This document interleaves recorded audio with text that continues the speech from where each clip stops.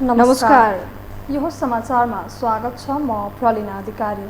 म रन्जु अधिकारी। सुरु गरौँ अहिलेसम्मका प्रमुख समाचारबाट।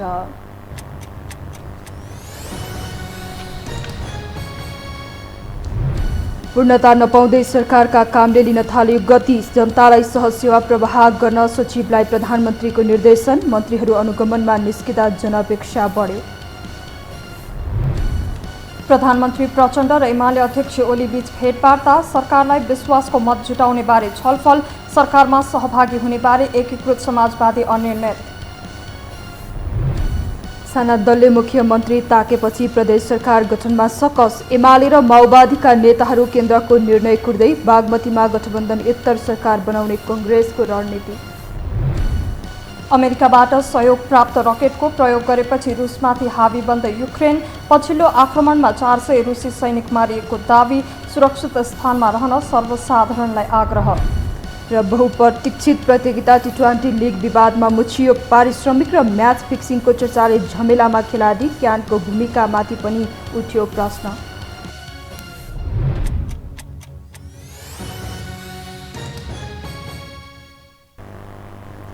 अब समाचार विस्तारमा। 7 दलीय गठबन्धनको समर्थन सहित सरकारको नेतृत्व गरेका प्रधानमन्त्री प्रचण्डलाई थाक्ने र भाग्ने छुट छैन। आफ्नै र गठबन्धनवादी दलको भविष्यका लागि पनि यो सरकारलाई काम गर्नै पर्ने बाध्यता छ। जस अन्तर्गत सुरुको 10 दिनमा प्रधानमन्त्री र मन्त्री तहबाट भएका केही कार्यले आश जगाएको छ। एक रिपोर्ट। प्रधानमन्त्री पुष्पकमल दाहाल प्रचण्ड र गृहमन्त्री रवि लामिछाने बीच टक्करको प्रतिस्पर्धा चलिरहेको छ। त्यो टक्कर कुनै आरोप प्रत्यारोप वा दुश्मनीको होइन, तर केही गर्ने जोसिलो हुटहुटीको भने पक्कै हो। सरकार गठन भएको मात्र 10 दिन भएको छ, तर 10 दिनको अवधिमा प्रधानमन्त्री र गृहमन्त्रीबाट जे जति प्रयास भएका छन् ती सबै तारिफयोग्य छन्। त्यसमा अर्थमन्त्री विष्णु पौडेल र भौतिक पूर्वाधार मन्त्री नारायण काजी श्रेष्ठको तदारुकतालाई पनि कम आँक्न मिल्दैन। सुरुवाती 10 दिनकै कार्यशैली 5 वर्ष पनि होइन, मात्र 10 महिना कायम भइदिए पनि धेरै परिवर्तनको आश विश्वासमा परिणत हुनेछ। र त्यसको प्रथम श्रेय पटक पटक परीक्षित भएको नेतृत्वबाट केही सम्भव छैन भन्ने आरोप खेपेका प्रधानमन्त्री प्रचण्डमाथि नै जानेछ। मङ्गलबार सरकारका सचिवहरूलाई बोलाएर प्रधानमन्त्री प्रचण्डले 1 महिनाभित्रै लाइन बस्नुपर्ने बाध्यतालाई अन्त्य नगरे कडा कारबाही गर्ने चेतावनी दिए। राहदानी विभाग, राष्ट्रिय परिचय पत्र, सवारी लाइसेन्स, शिक्षा मन्त्रालयबाट प्रदान गरिने नो अब्जेक्सन सर्टिफिकेट, सरकारी अस्पताल, मालपोत, नापी र कर कार्यालय जस्ता निकायमा अहिलेकै जस्तो लाइन बस्ने शास्ति देखियो भने जिम्मेवार अधिकारीलाई तत्काल निर्ममतापूर्वक कारबाही गर्ने चेतावनी प्रधानमन्त्री तहबाटै आएको छ। सरकार प्रमुखको रूपमा विभिन्न मन्त्रालय निकायहरूले कसरी काम गरिरहेछन्, के भइरहेछ, हाम्रो विकासको गति कहाँ छ, यी सबै कुराहरू अब राष्ट्र सरकार प्रमुखले जान्ने त्यो स्वाभाविक प्रक्रिया हो नि त। त्यही सन्दर्भमा भएको छ। मन्त्री परिषदको पहिलो बैठकमै जनताले भोग्दै आएको शास्तिलाई प्रधान बनाएर निर्णय गरेका प्रधानमन्त्रीले मङ्गलबारको बैठकमा यो सहित अन्य 30 बुँदे निर्देशन दिएका छन्, जुन कार्यान्वयनमा आए सरकारको हनिमुन अवधि नै स्वर्णिम समय बन्नेछ। बुस्टर डोज तत्काल उपलब्ध गराउन स्वास्थ्य मन्त्रालयलाई निर्देशन दिएका छन्। विदेशबाट फर्किने नेपालीले 1 भन्दा बढी मोबाइल सेट ल्याए तत्काल जफत गर्ने कार्यलाई रोक्न दोस्रो पटक निर्देशन दिएका छन्। कार्यालयको काम छोडी अनावश्यक गोष्ठी र सेमिनारमा सहभागी नहुन कर्मचारीलाई निर्देशन नै दिएपछि प्रधानमन्त्रीको तदारुकताले धेरैलाई विश्वास जगाएको छ, किनकि यो सबै निर्देशनमा जनताको दैनिकी जोडिएको छ। त्यसका लागि प्रधानमन्त्रीलाई मन्त्री र हिजो असन्तुष्ट देखिएका आफ्नै पार्टीका सहयात्रीले पनि भरमग्दुर साथ दिइरहेका छन्, किनकि प्रचण्डको यो कार्यकाल असफल भए उनी आफै असफल हुनेछन्। प्रचण्ड सफल भएनन् भने रवि पनि सफल हुने छैनन्, वा रवि जस्ता अन्य मन्त्री असफल भए प्रचण्ड सफल हुने कुरै छैन। फलतः जसरी हुन्छ सरकारलाई प्रभावकारी बनाएर सफल हुनै पर्ने बाध्यतामा उनीहरू रहेका छन्।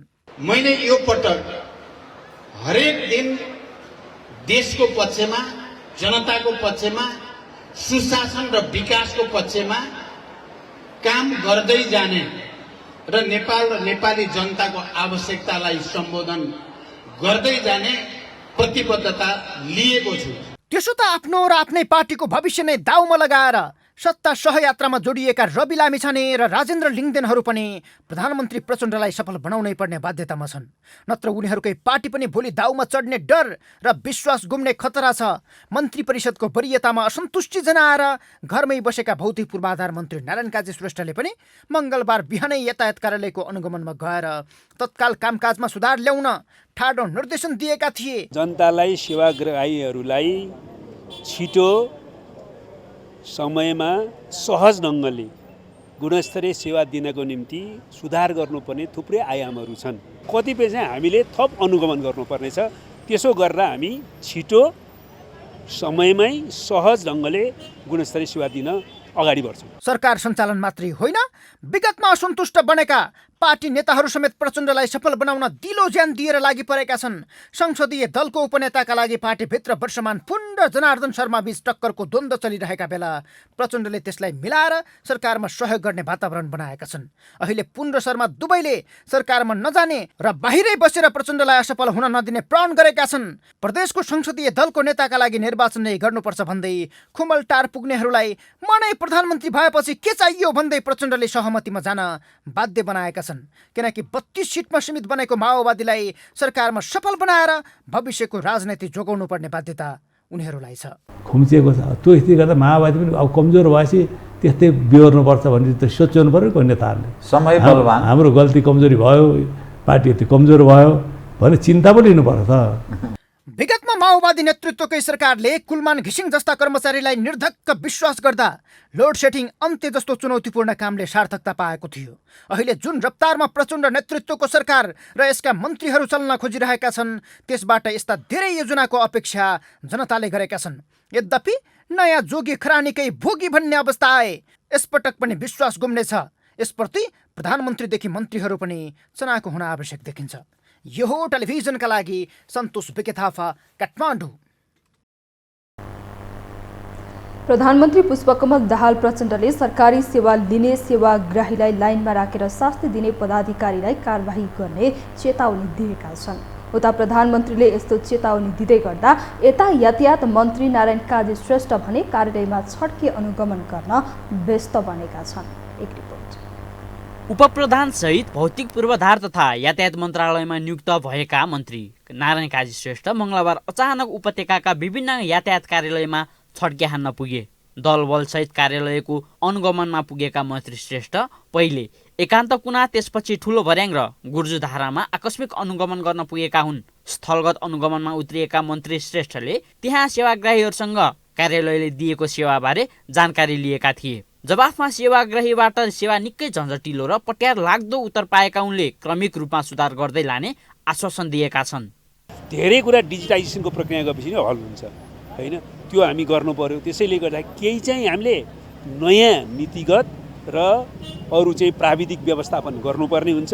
केही चाहिँ हाम्रो कर्मचारीहरूलाई थप दायित्वबोध गराएर जिम्मेवारी बोध गराएर काम गर्नुपर्नेछ। कतिपय चाहिँ हामीले थप अनुगमन गर्नुपर्नेछ। त्यसो गरेर हामी छिटो समयमै सहज ढङ्गले गुणस्तरीय सेवा दिन अगाडि बढ्छौँ होइन। उहाँहरूलाई मैले के भनेको छु भने अहिले तपाईँहरू आफैले समाधान गर्नुपर्ने कुराहरू बारेमा चाहिँ अब हामी एक दिन हेर्छौँ, हामीले केही इन्स्ट्रक्सन्स दिएका छौँ। अरू चाहिँ तपाईँहरूले यो समस्या छ भनेर टिपोट गरेर व्यवस्थित रूपमा दिनुहोस् र हामी छलफलमा गर्छौँ भने। मन्त्री श्रेष्ठले कर्मचारीहरूलाई उच्च मनोबलका साथ सेवाग्राहीलाई सेवा प्रदान गर्न समेत निर्देशन दिएका छन्। साथै प्रशासकले पनि कार्यालयमा भएका समस्याबारे मन्त्री श्रेष्ठलाई जानकारी दिएका छन्। अत्याधिक चापलाई सधैँ सेवा प्रवाह गर्दै आएको कार्यालयले कम दरबन्दीका बावजुद पनि काम गरिरहेको बताएका छन्। 4 लाखलाई सेवा दिने कर्मचारीले 14 लाखभन्दा बढीलाई सेवा दिनु परेको प्रशासकले गुनासो गरेका छन्। होइन, हामीले कुरा राखेका छौँ नियमित ढङ्गले। हामी कहाँ दरबन्दी, यो दरबन्दी 2061 सालको हो। अहिले हामी कहाँ कायम रहेको जनशक्ति भनेको 61 सालमा चाहिँ कायम भएको दरबन्दी हो र अहिले यो दरबन्दी बन्दाखेरिको लोड भनेको झन्डै 40 लट भनेको 4 लाख सवारी साधन दर्ता थियो। अहिले हामी कहाँ 14 लाख सवारी साधन दर्ता छ, तर जनशक्ति चाहिँ यथास्थानमै रहेको छ, जसले गर्दा तत्कालै जनशक्ति थप्नुपर्ने वा प्रणालीगत सुधार गर्नुपर्ने व्यवस्था हो। हामीले जनशक्ति थपलाई भन्दा पनि डिजिटाइजेसन गरेर प्रणालीगत सुधार गरेर सहज ढङ्गले फेसलेस सर्भिस कसरी दिन सकिन्छ त्यसको लागि अघि बढ्नको लागि हामीले आग्रह गरेका छौँ। यसभन्दा अघि पनि विभिन्न मन्त्रीले आफ्ना माताहतका कार्यालय अनुगमन गर्ने गरे तापनि त्यो औपचारिकता मात्रै भएको थुप्रै उदाहरणहरू छन्। त्यसैले यो अनुगमनले पनि खासै केही अर्थ नराख्ने सेवाग्राहीको तर्क छ। मन्त्रीहरू आउने जाने क्रम चलिरहने र जनताले दुःख पाइ नै रहने उनीहरूको बुझाइ छ। तर यो भन्ने बित्तिकै चाँडै समस्या समाधान हुँदैन, 1-1.5 वर्ष लाग्छ। अब यो मन्त्रीहरू आउँछन् जान्छन्, यस्तै हो, यो परम्परा हो। कहिले को मन्त्री हुन्छन्, कोही मन्त्री हुन्छन्। यो धेरै समय लामो समय टिक्ने पनि होइनन् होला मेरो विचारमा। अब आफ्नो प्रक्रिया गर्ने हो जस्तो लाग्छ मलाई। सहज काम गरिदिनु पर्यो जनताको, त्यो छैन नि।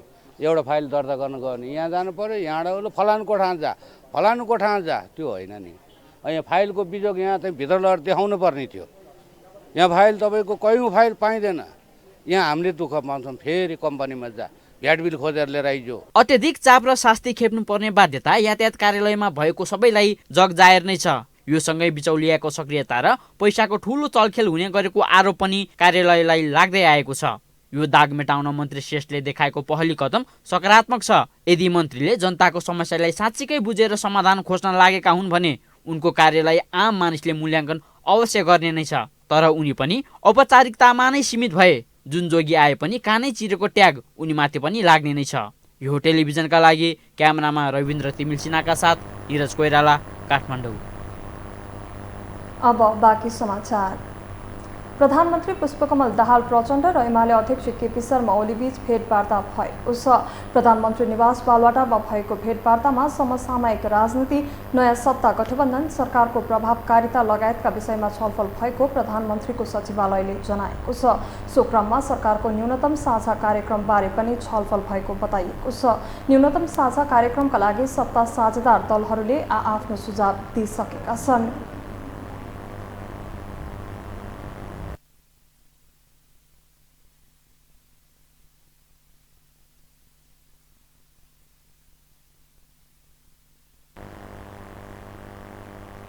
नेपाली कांग्रेसका वरिष्ठ नेता रामचन्द्र पौडेलले राष्ट्रिय सहमतिको सरकार बनाउनु पर्ने बताउनु भएको छ।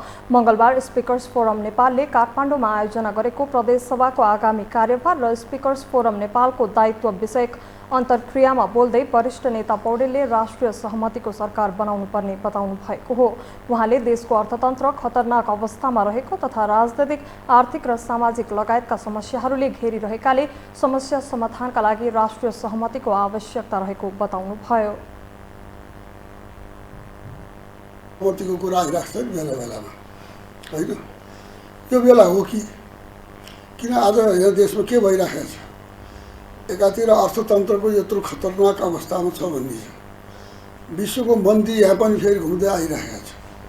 अर्कोतिर चीनबाट उत्पन्न भएको त्यो कोरोना के जाति यो चाहिँ कोभिड फेरि घुम्दै घुम्दै अब इन्डिया हुँदै नेपाल आउँदैछ भनेको छ। यहाँ राजनीतिक, आर्थिक, स्वास्थ्य सम्बन्धी, यो चाहिँ सामाजिक, यो चाहिँ मानवीय समस्याहरूले चाहिँ हामीलाई घेरिरहेका छन्। यो घेरिरहेको बेलामा अब हामीले आफ्नो लागि चाहिँ आफ्नो उपयुक्त बाँच्ने उपाय के हो त भन्दाखेरिमा मलाई अझै पनि लाग्छ राष्ट्रिय सहमतिको एउटा खोजी गरौँ। वरिष्ठ नेता पौडेलले नेपाली कांग्रेस र नेकपा माओवादी केन्द्र लगायतको विगतको गठबन्धन हाइज्याक भएको टिप्पणी गर्नुभयो। उहाँले विगतमा आफूहरूको बीचमा भएको गठबन्धन टुट्न देशको लागि दुर्भाग्य भएको बताउनुभयो।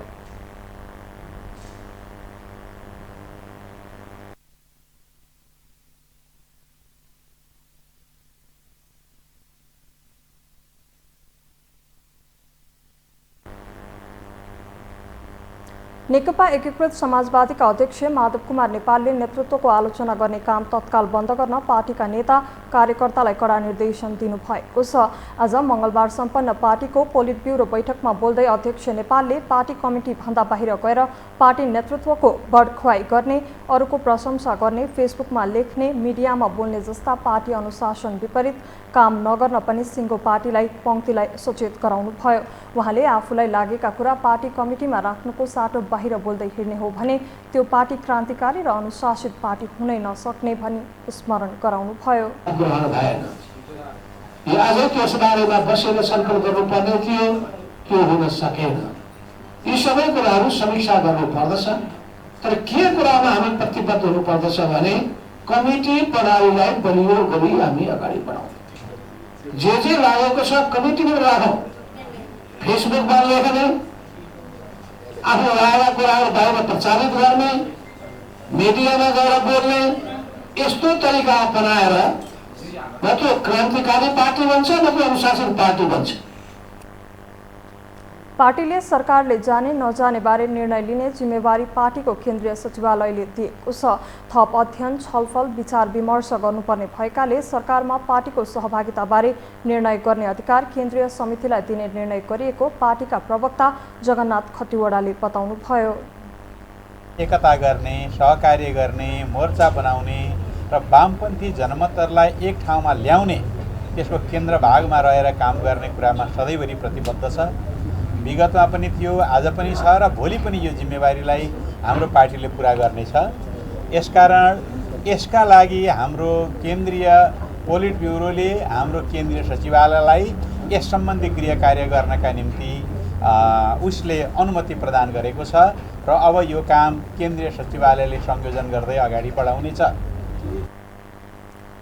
त्यसैगरी बैठकले वामपन्थी पार्टीहरूबीचको एकता र सहकार्यका लागि आवश्यक गृह कार्य गर्ने अनुमति पनि पार्टी केन्द्रीय सचिवालयलाई नै प्रदान गरेको छ।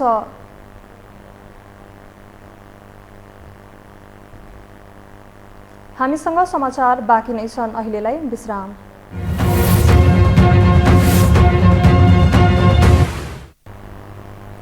विश्रामपछि स्वागत छ। अब बाँकी समाचार।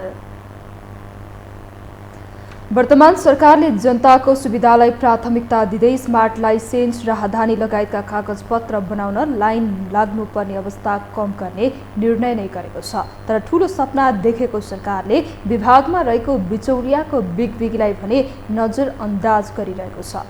फलत अनुगमनमा देखिएको मन्त्रीहरूको सक्रियता र सरकारले चालेको कदमलाई समेत सेवाग्राहीले स्टन्टकै रूपमा बुझ्न थालेका छन्। एक रिपोर्ट। देश र जनताका लागि सत्ताको नेतृत्व गर्न चाहेको बताएका पुष्पकमल दाहाल प्रचण्ड प्रधानमन्त्रीमा नियुक्त भएसँगै गरेको पहिलो निर्णय थियो स्मार्ट लाइसेन्स, राहदानी प्राप्तिलाई सहज बनाउने। अर्थात् राहदानी लिनैका लागि बिहान 6 बजेदेखि लाइन बस्ने बाध्यताबाट जनतालाई मुक्त गर्ने। फलत सेवाग्राही घण्टौं लाइनमा बस्नुपर्ने अवस्था अन्त्य गर्न उनले मन्त्रीहरूलाई निर्देशन दिए। सञ्चारकर्मी हुँदा बारम्बार यही समस्या देखाएका वर्तमान उपप्रधान तथा गृहमन्त्री रवि लामिछानेले त आफ्नो मन्त्रालय मातहत नै नभए पनि राहदानी विभागको अनुगमन नै गरे। यो राहदानी सम्बन्धी या चाहिँ पासपोर्ट सम्बन्धी, लाइसेन्स सम्बन्धी इत्यादि विषयमा लामा लाइन र पीडा जो देखिएको छ त्यो विषयमा केन्द्रित भएर हामीले समयभित्रै यसलाई नियन्त्रण गर्ने या यसलाई प्रभावकारी ढङ्गले जनतालाई सेवा दिने किसिममा हामी केन्द्रित भएका छौँ। अर्को कुरा अब क्यापासिटी बढाउने कुराहरूमा अलिकति ओभरटाइम पनि काम गर्नुपर्ने अवस्था आएको छ। त्यसलाई ओभरटाइम गर्ने कुरामा पनि अहिले हामीले छलफल गरेका छौँ। त्यो पनि अब चाँडै नै केही दिन, 1 दिन 2 दिन जतिमा अलिकति त्यसको वर्कआउट गर्दैछौँ। त्यो पनि अलिकति अतिरिक्त समय लगाएर भए पनि कर्मचारी साथीहरू एक्स्ट्रा बसेर भयो नि काम गर्ने एउटा मेकानिजमको लागि पनि अहिले हामीले कुराकानी गरेका छौँ। यसैको उपज भनौँ सरकारले राहदानी वितरण सहज बनाउन अध्ययन नै सुरु गरेको छ। तर उनीहरूको यही ठुला सपनाकै बीच उनीहरूको नाकै मुनि बिचौलियाहरू 5,000 दिए 2 दिनमा पासपोर्ट बनाइदिने बताइरहेका छन्। अझ मुखै फरेर त्यसको एक हिस्सा माथिसम्म बुझाउनु पर्ने खुलासा नै गरिरहेका छन्। 5 दिनमा डेट निकाल्दिँदा हुन्छ। डेट कति लाग्छ भन्नु न? डेट त 5,000 जस्तो भोलि निकाल्यो भने भोलिको त हुँदैन, अहिले चाहिँ यो लास्ट 3-4 दिनमा आउँछ डेट। ए हजुरलाई कहाँ भेटौँ त नि त्यसो भए? म त अहिले तिरपुरेश्वर छु, तिरपुरेश्वर आउनु भने भेटिन्छ। ए पैसा कति भन्नु अरे? 5000। ए त्यहाँ अलि मिल्दैन? मिल्दैन, हामीले भित्र दिनु सक्छ के गर्नु। ए भित्र दिनुपर्छ है? नदिँदा मान्दैन। ए हस्। नयाँ सरकार गठनसँगै मन्त्री बनेकाहरूको रवाफ र स्टन्ट हेर्दा देशमा कायापलट नै हुने अपेक्षा बढ्दै गर्दा उनीहरूका यी कदमलाई बिचौलियाले धज्जी उडाइदिएका छन्। अहिलेको अवस्था हेर्ने हो भने राष्ट्रिय परिचय पत्रदेखि शास्ति बेहोर्न सुरु गरेका सेवाग्राहीले सूचना प्राप्ति गर्न नसक्नु पहिलो समस्याका रूपमा रहेको छ। आफू कहाँ जाने र प्रक्रिया के हो भन्ने बुझ्नकै लागि उनीहरू घण्टौँ लाइनमा बस्न बाध्य बनेका छन् भने अर्को समस्या अपोइन्टमेन्टको मिति लिनमै देखिएको छ। एकातर्फ अनलाइन फर्म भर्न जो कोहीको ल्यागतभन्दा बाहिरको कुरा छ, यसैमा बिचौलियाले खेल्ने मौका पाएका छन्। प्रति सेकेन्ड 2500 जनाले हिट गर्न सक्ने सर्भरको क्षमता रहेको राहदानी विभागको दाबीकै बीच बिचौलियाले मात्र फर्म भर्न सक्ने अवस्थालाई नै विज्ञहरूले प्रश्न समेत उठाइरहेका छन्। 20वटामा या 30वटामा या 50वटा एजेन्टको आइपी एड्रेसमा चाहिँ वेबसाइटमा त्यसको वेबसाइट खुल्ने, बाँकी 5000, 10000, 50000 नेपाल अधिराज्यबाट विदेशबाट भर्दाखेरि त्यो वेबसाइट नखुल्ने। मलाई शङ्का लागेको चाहिँ भ्रष्टाचारका अनेक तरिकाहरू मध्येमा त्यो पनि त्यो प्रविधिजन्य भ्रष्टाचारभित्र पर्छ। मलाई त्यतातिर मैले चाहिँ यसलाई डिटेलली मैले रिसर्च कम्प्लिट त भएको छैन, तर म केही न केही त्यो हाम्रो भन्छ नि दालमा केही कालो छ भन्छन् नि, मलाई चाहिँ यतातिर शङ्का लागिरहेछ। तर यसरी समस्या कहाँ छ भनेर घामझै छर्लङ्ग हुँदा समेत सरकार भने अनौपचारिक अध्ययनमै भुलिरहेको छ। प्रश्न कहाँ छ र बिचौलिया कसरी सल्बलाइरहेका छन् भन्ने प्रश्न हुँदा समेत बिचौलियाका अघि सरकार निरीह देखिएको छ। फलत प्रधानमन्त्री र गृहमन्त्रीको दौडधुप पनि स्टन्टभन्दा माथि नउठ्ने सेवाग्राहीहरूले बताउन थालेका छन्। रवि लामिछाने आएर नि केही हुँदैन। 5 दिन ठाउँमा पुग्नु भएको छ त, खोइ अस्ति यहाँ आउनुभयो त, अहिले आज यही हो त। कति जनताले दुःख पाइरहेछ। मेन कुरा रवि लामिछानेसँग चाहिँ के पुर्याइदिनु भने बिचौलिया जुन छ अनलाइन फर्म भर्ने यो पुरै खारेज हुनु पर्यो। बरु यहाँ राजधानी विभागले नै लियोस् बरु। अहिले पनि आम सेवाग्राहीका लागि राहदानी बनाउनु युद्ध जिते सरहकै अवस्था छ। हप्तौँको राजधानी बसाई र घण्टौँको लाइनले रुन मात्र नसकेका उनीहरू राहदानी पाउनुलाई न्याय पाउनुकै रूपमा समेत व्याख्या गरिरहेका भेटिन्छन्। यही कारण सरकारले आफ्नो कर्तव्य पुरा गर्दा मात्र पनि ठूलो उपलब्धिका रूपमा हेर्नुपर्ने बाध्यता छ। प्रदेश सांसदहरूको शपथ ग्रहणसँगै दलहरू प्रदेश सरकार गठनको रस्साकसीमा जुटेका छन्। शीर्ष नेतृत्व भागबण्डा मिलाउने कसरतमा छन् भने संसदीय दलका नेताहरू नेतृत्वको चाकडी गरेरै भए पनि मुख्यमन्त्री बन्ने दौडधोपमा छन्। एक रिपोर्ट। केन्द्रमा फेरिएको सत्ता समीकरणपछि नेपाली कांग्रेस संघ सहित 7 प्रदेशमा समेत सरकारविहीन छ। सुदूरपश्चिम कर्णाली, गण्डकी, बागमती लगायतका प्रदेशमा पहिलो दल भएर पनि नयाँ सत्ता समीकरणका कारण नेपाली कांग्रेस प्रतिपक्षमा बस्न बाध्य छ। केन्द्रकै मुख ताक्ने प्रवृत्ति, अझ भनौं शीर्ष नेतृत्वकै निर्णय हावी हुने राजनीतिक रवैयाले प्रदेश सरकार गठन थप सकसपूर्ण बनेको छ। 4वटा प्रदेशमा नेकपा एमाले, 2वटा प्रदेशमा माओवादी केन्द्र र मध्य प्रदेशमा भने जसपा र जनमत पार्टी आलो पालो गरेर प्रदेश सरकारको नेतृत्व गर्ने प्रारम्भिक सहमति भए पनि अझै भागबण्डा मिलेको छैन। शीर्ष नेतृत्व अझै छलफलमै छन्। यता ठूलै राजनीतिक रस्साकसीका बीच प्रदेश संसदीय दलको नेतृत्व हत्याएका नेताहरू भने प्रदेश मुख्यमन्त्रीको रेसमा भ्याइ नभ्याइ छन्। प्रदेश सरकार गठनलाई लिएर बागमती प्रदेश सबैको चासोमा छ। मध्य प्रदेश बाहेक अन्य सबै प्रदेशमा एमाले र माओवादी केन्द्र मुख्य प्रतिस्पर्धामा छन्। तर बागमती प्रदेशमा संघीयता खारेजीको पक्षधर राप्रपाले समेत मुख्यमन्त्रीमा दाबी गरेका छन्। प्रदेश सरकार गठनमा निर्णायक राप्रपाले नेपाली कांग्रेससँग पनि छलफल चलाइरहेको छ। यहाँ एमालेबाट जगन्नाथ थपलिया, माओवादी केन्द्रबाट शालिग्राम जमकटेल र राप्रपाबाट उद्धव थापा मुख्यमन्त्री बन्ने होडमा छन्। ठूलो दल नेपाली कांग्रेस पनि प्रदेशको नेतृत्व गर्ने मौकाको खोजीमा छ। जुन समीकरण छ सबभन्दा पहिलो त त्यो नै सम्भावना हो। त्यहाँ चाहिँ अब महसुस गर्नुहुन्न अर्कोको चाहिँ यो पनि क्षमता, यो पनि चाहिँ अवस्था छ, यो पनि हैसियतमा छ भन्ने कुरा चाहिँ महसुस गर्नुहुन्न भने चाहिँ त्यो पनि अवस्थाहरू छ भन्ने त कुरा त गर्नु पर्यो। समीकरण त्यस्तै छ। बागमती प्रदेशमा हामी जता गयो त्यतैतिर चाहिँ सत्ता बन्न सक्ने अवस्था छ। त्यो कुरालाई उहाँले महसुस गरिदिनु भयो भने 7वटा प्रदेश मध्ये 4वटा प्रदेशमा राप्रपाको आवश्यकता छ। सरकार गठन आह्वान नै भइसकेको 1 नम्बर प्रदेशमा एमाले र माओवादीको स्पष्ट बहुमतमा सरकार गठन हुनेछ। यहाँ एमालेबाट हिक्मत कार्की र माओवादी केन्द्रका इन्द्रबहादुर आङबो मुख्यमन्त्री बन्ने दौडाहामा छन्। मध्य प्रदेशमा जसपा र जनमत पार्टीको आलोपालो गरेर प्रदेशको नेतृत्व गर्ने सहमति गठबन्धनभित्र भएको छ। मध्य प्रदेशमा सबैभन्दा ठूलो दल एमाले आकांक्षी धेरै हुँदा संसदीय दलको नेता नै चयन गर्न सकेको छैन। जनमत पार्टी बाहेक माओवादी, जसपा, लोसपाले संसदीय दलको नेता नै चयन गर्न सकेको छैन। नयाँ सत्ता समीकरणपछि गण्डकीमा एमाले, माओवादी र राप्रपाको सरकार बन्दैछ। मुख्यमन्त्रीका लागि एमालेबाट खगराज अधिकारी र माओवादी केन्द्रबाट हरिबहादुर चुमान प्रतिस्पर्धामा छन्। मुख्यमन्त्री बन्नकै लागि प्रदेश झरेका एमाले नेता अधिकारीको सम्भावना बलियो रहेको राजनीतिक विश्लेषकहरू बताउँछन्। लुम्बिनी प्रदेशको मुख्यमन्त्रीमा माओवादी र एमाले दुवैको दाबी छ। एमालेबाट संसदीय दलका नेता बनेका लीला गिरी र माओवादीबाट जोख बहादुर महरा मुख्यमन्त्रीको दौडमा छ। कर्णाली प्रदेशमा पनि मुख्यमन्त्रीमा एमाले र माओवादीको दाबी छ। एमालेका संसदीय दलका नेता यामलाल कँडेल र माओवादी केन्द्रबाट राजकुमार शर्मा मुख्यमन्त्रीका दावेदार छन्। सबै प्रदेशमा मुख्यमन्त्री बन्ने होडमा रहेका र आफ्नो पार्टीकै नेता मुख्यमन्त्री होस् भन्ने पक्षमा रहेका नेताहरू केन्द्रको आदेशको पर्खाइमा छन्। राजनीतिक पार्टीहरूले तपाईँको चाहिँ आफ्नो भूगोलमा, आफ्नो प्रदेशमा तपाईँको चाहिँ नेतृत्व मैले गर्न पाउनुपर्छ भन्ने खालको स्वाभाविक पनि हो होइन। हामी गठबन्धनभित्र हामी पहिलो दल छौँ, दोस्रोमा तपाईँको चाहिँ नेकपा माओवादी छ, तेस्रोमा तपाईँको चाहिँ राप्रपा छ होइन। त्यसले गर्दाखेरि चाहिँ उहाँहरूले आफ्नो ढङ्गले लबिङ गर्ने, आफ्नो हिसाबले चाहिँ हामी हुनुपर्छ हाम्रो प्रदेश भन्ने खालकोलाई हामी स्वाभाविक रूपले हेरेका छौँ। तर के चाहिँ होइन भन्दाखेरि उहाँहरू पनि तपाईँको शीर्षस्थ नेताहरूले भनेका कुराहरूमा चाहिँ इन्कार गर्नुहुन्न। हामी त्यहाँ हिजो बसेर छलफल यसो गर्दाखेरि पनि हामीहरू तपाईँको चाहिँ नेताहरूको एउटा सहमति भनौँ न, प्याकेजकै सहमति हामीले कुरिरहेको अवस्था छ। यसअघि पूरै कार्यकाल माओवादी हाबी भएको सुदूरपश्चिम प्रदेशमा यो पटक पनि माओवादीकै दाबी छ। एमालेबाट राजेन्द्र सिंह र माओवादीबाट खगराज भट्ट मुख्यमन्त्रीका दावेदार छन्। 7वटै प्रदेशमा सांसदहरूको शपथ ग्रहणसँगै मुख्यमन्त्री बन्ने दौडधुप सुरु भएको छ।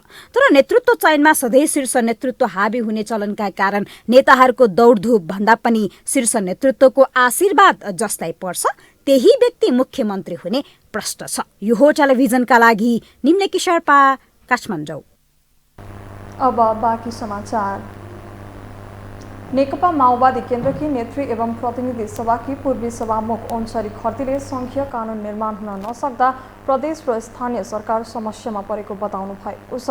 मंगलबार स्पिकर्स फोरम नेपालले काठमाडौँमा आयोजना गरेको प्रदेश सभाको आगामी कार्यभार र स्पिकर्स फोरम नेपालको दायित्व विषयक अन्तर्क्रियामा बोल्दै उहाँले कानून निर्माणमा पहिलो प्राथमिकता दिनुपर्ने बताउनुभयो।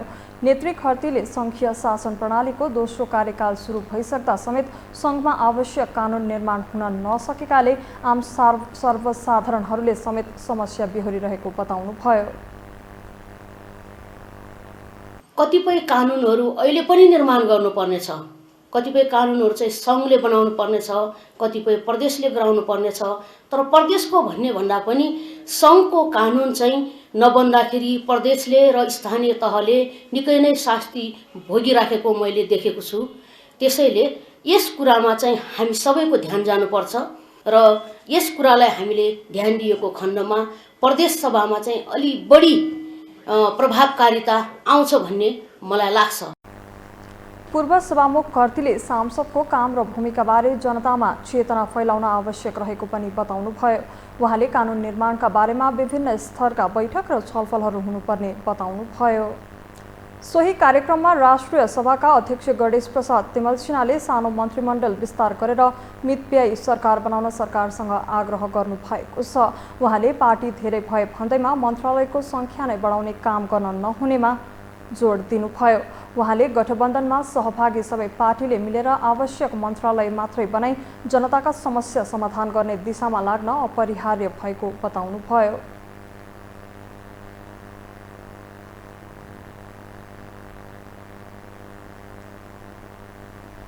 पाँचवटा, 7वटा, 10वटा भन्दा मन्त्रालय बनाउने बढी पर्ने ठाउँमा त्यति हुँदा त गठबन्धनभित्रका दल सबै अड्छन्, मन्त्रीको लागि पनि।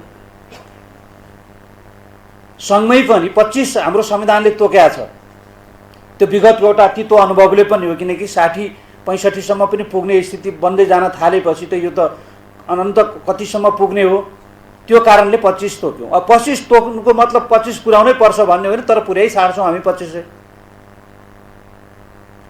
अध्यक्ष तिमल सिन्हाले वर्षौंदेखिका ठेक्का लागेका योजनाहरू अलपत्र रहेको भन्दै सरकारले त्यसमा चासो दिनुपर्ने बताउनुभयो।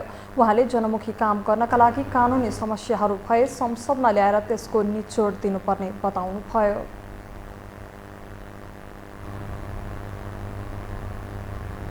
हामीसँग अन्तर्राष्ट्रिय र खेल समाचार बाँकी नै छन्। अहिलेलाई विश्राम।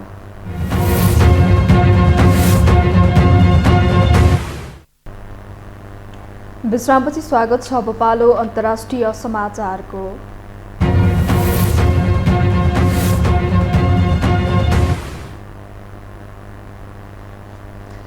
युक्रेनले दोनेत्स्क क्षेत्रमा क्षेप्यास्त्र प्रहार गरेसँगै 400 रुसी सैनिकको मृत्यु भएको छ भने अन्य 300 घाइते भएका छन्। आक्रमणमा अमेरिकी निर्मित हिमर्स रकेट प्रणाली प्रयोग गरी 6 रकेट प्रहार गरेको दाबी गरिएको छ। एक रिपोर्ट। युक्रेनले आफ्नो एक क्षेप्यास्त्र हमलामा परि डोनेटस क्षेत्रको पूर्वी भागमा 400 रुसी सैनिकको मृत्यु भएको बताएको छ। रुसले भने मिसाइल आक्रमणमा परि आफ्ना 63 सैनिक मारिएको पुष्टि गर्दै त्यस हमलामा हाइमार्स रकेटहरूको प्रयोग भएको जनाएको छ। मध्यरात अघि सुरु भएको आक्रमणमा धेरै महत्वपूर्ण भवनहरू क्षतिग्रस्त भएको छ। क्षेप्यास्त्र रुसी फौजहरू रहेको म्याकिभका शहरको एक सिपमूलक विद्यालय भवनलाई लक्षित गरी प्रहार भएको थियो। युक्रेनी सेनाले रुसी सेना बस्ने भवनमा अमेरिकी निर्मित हिमर्स रकेट प्रणाली प्रयोग गरी 6 रकेट प्रहार गरेको बताएको छ। तीमध्ये केहीलाई भने गोली हानी मारिएको विवरण समेत सार्वजनिक भएको थियो। तर युक्रेनले भने उक्त क्षेप्यास्त्रको प्रयोगको विषयमा कुनै पुष्टि गरेको छैन। पूर्व रुसी सैनिक इगोर गेर्क्विनका अनुसार 100 घाइते हुनुका साथै मारिएको र भवन लगभग पुरै ध्वस्त भएको छ। उनले पीडितहरू हालसालै भर्ती गरिएको र स्वेच्छाले लड्न गएका सैनिकहरू रहेको बताएका छन्। गोला बारुद समेत त्यसै भवनमा राखिएको कारण क्षति झन भयानक भएको विभिन्न अन्तर्राष्ट्रिय सञ्चार माध्यमहरूले जनाएको छ। युक्रेनका सैन्य प्रमुख सेर्ही पोप्कोले त्यहाँका मानिसहरूलाई सुरक्षित स्थानमा बस्न आग्रह गरेका छन्। यो आक्रमण पछिल्लो रुसी निशानामा कियेभले गरेको सबैभन्दा घातक मध्येको हमला रहेको छ। युक्रेनले उत्तर एटलान्टिक सन्धि संगठनको सदस्यता लिने तयारी गरेपछि रुसले गत फेब्रुअरी 24 देखि आक्रमण सुरु गरेको हो। त्यसयता रुसी आक्रमणका कारण हजारौं युक्रेनी सर्वसाधारणले ज्यान गुमाइसकेका छन् भने अर्बौं डलर बराबरको भौतिक संरचना नष्ट भएको छ।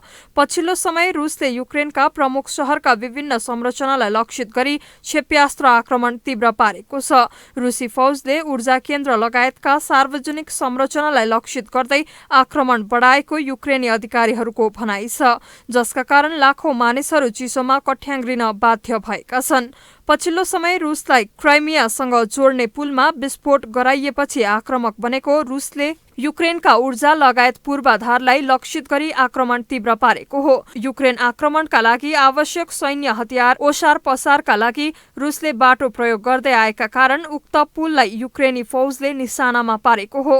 त्यस्तै रुसले पनि युक्रेनमाथि 120 वटा क्षेप्यास्त्र प्रहार गरेको युक्रेनी राष्ट्रपतिका सल्लाहकार मिखाइलो पोदोल्याकले बताएका छन्। युक्रेनमा युद्ध सुरु भए यताकै यो सबैभन्दा ठूलो आक्रमण हो। युक्रेनी राष्ट्रपति भोलोदिमिर जेलेन्स्कीले नयाँ वर्ष 2023मा युक्रेनले रुस विरुद्धको युद्धमा विजय हासिल गर्ने र सामान्य अवस्थामा फर्कने बताएको केही क्षणमै आक्रमणहरू भएको विभिन्न अन्तर्राष्ट्रिय सञ्चार माध्यमहरूले उल्लेख गरेको छ। नयाँ वर्षको अवसरमा गरेको टेलिभिजन सम्बोधनमा रुसी राष्ट्रपति भ्लादिमिर पुटिनले रुसले आफ्नो सार्वभौमिकता र स्वतन्त्रताको संरक्षण गर्न लडाईँलाई जारी राख्ने बताएका थिए। यो टेलिभिजनका लागि प्रलिना अधिकारी, काठमाडौँ। अब पालो खेल समाचारको।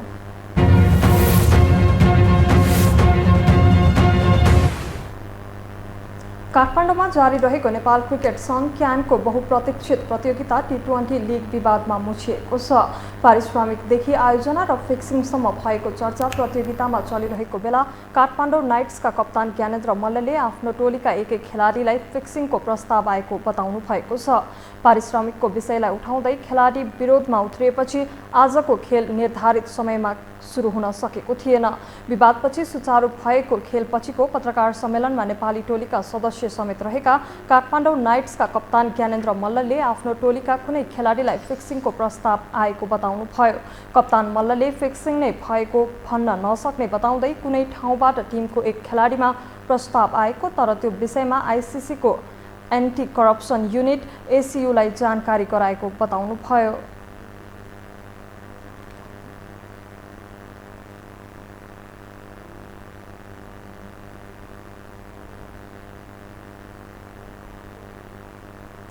विराटनगर तथा नेपाली राष्ट्रिय टिमका कप्तान रोहित कुमार पौडेलले पनि आयोजक टिमसँग पारिश्रमिकको विषयमा कुराकानी हुन नसकेपछि क्यानसँग माग राखेको बताउनुभयो।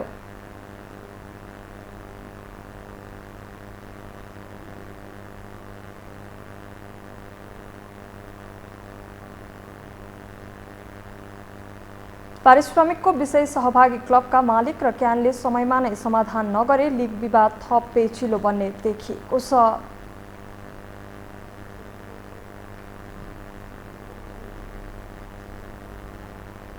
यससँगै हामी यो समाचारको अन्त्यमा आइपुगेका छौं। बिदा हुनु अघि प्रमुख समाचार पुनः एकपटक।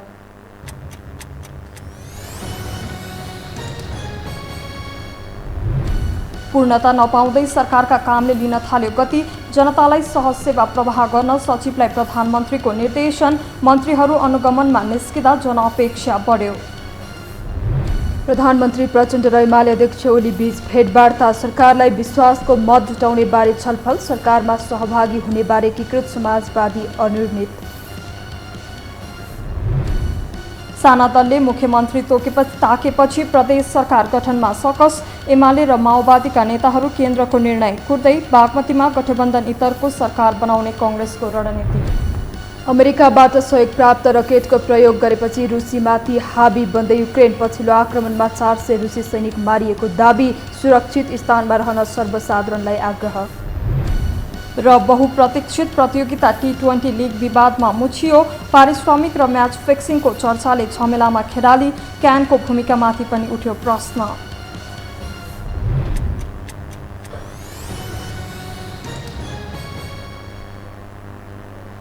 हवस् त यो समाचार सकियो। समाचार बुलेटिनका साथै यो टेलिभिजनका सम्पूर्ण कार्यक्रम यो टेलिभिजन.com, यो खबर.com, युट्युब र फेसबुकमा पनि पढ्न र हेर्न सक्नुहुनेछ। मोबाइलमा यो टिभी एप डाउनलोड गरी हामीलाई प्रत्यक्ष हेर्न सक्नुहुनेछ। तथ्य सहितको निष्पक्ष समाचार तथा मनोरञ्जनका लागि हेर्दै रहनुहोला यो टेलिभिजन। नमस्कार।